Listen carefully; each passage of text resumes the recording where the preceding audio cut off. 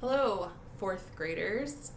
Last week we met here. I introduced to you direct objects, and then the next lesson was how to diagram those. And from what I could tell, you all did very well. So that's good. Today, this week, we're going to talk about contractions and double negatives. And then you have, I believe, one more lesson. And then guess what? A test is coming up. Aren't you excited? So we'll have 2 lessons this week. Next week we'll have a review video that we'll do, and we'll do the chapter review in your workbook together. And then you can expect a test next Friday, but I'm probably going to do the pod 2 days. So the pod would be open Thursday and Friday. So if you don't feel ready on Thursday, you have Friday. And you guys know, if you're not ready or you just need extra time, shoot me a message. I'll open the pod again for you over the weekend or through Monday if you need. That's not a problem. Okay, so I have contractions up here on the board and a space and then our double negatives. So if you are following along, I'm on page 91, I believe, in your workbook. Yep, page 91. And I know you probably touched on contractions last year because we did it in 3rd grade already earlier this year. So I'm pretty sure that you did it last year. So a contraction is when you take 2 words and you put them together to shorten it and make it one word, okay? An apostrophe takes the place of the letter or letters that are left out of the new word. Some contractions are formed by combining pronouns and verbs. So I have a couple examples on the board if you follow me up here. I have she plus will equals she'll. I underlined the letters that the apostrophe is replacing just to kind of give you a visual. Then you have the word you plus have equals you've. HA is what we're taking away, and you add the apostrophe. So we're putting 2 words together to shorten it and make it one word. Of course, there are a few exceptions. So some contractions are formed by combining verbs and the word not. So you can see those examples there. Are plus not equals aren't, and then does plus not equals doesn't. Won't and can't are exceptions. Won't is formed when the words will and not, and then can't is formed from one word, cannot, one word. So, there's always some exceptions to the rules. So I hope those are okay with you, pretty easy. They give you some more examples in your book in that big square. And then a double negative, so follow me up here. And I put a sad face just because you need to learn these so we know not to put those in our rating because they don't sound right. They're not a good form of English language. They're the use of 2 negative words in the same sentence. And a good example, and if you read it with a little inflection in your voice or a little attitude or sass, it says, I don't have no homework. I don't have no homework. Okay, so you have don't and no, and it doesn't make any sense. Okay, and that's why I kind of said it like that. So if you're not already with me in your workbook page, go ahead and turn to it.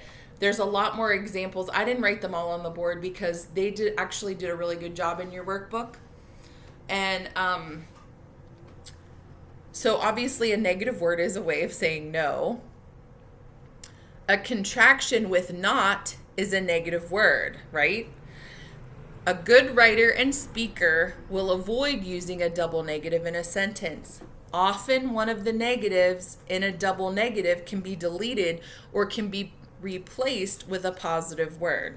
Remember, we're all God's children. We want to speak positive because we are representing God and not the devil. So we want to stay positive. Plus it's just the way the English language is, and we want to speak and sound like we know what we're talking about, but correct English forms and language, okay? So you can see some correct examples in the little box there. It says, I don't have homework. I don't have any homework. There is no one home. There isn't anyone home. Those are some good examples. And then they give you examples of incorrect usage too, which is really good. I don't have no homework, which is what I had on the board, and there isn't no one at home. It just sounds funny. And sometimes, I know Mrs. Connor, I need to read some of that stuff out loud, and I'll be like, that doesn't make any sense whatsoever. And sometimes I need to hear it for me to remember, or for me to just think of how I just need that to help me remember.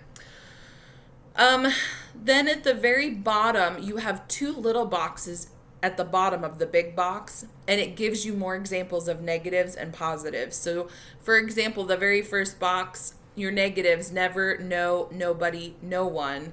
And then your positives, always, ever, any, anyone, everyone, someone. Okay, so there's more examples there.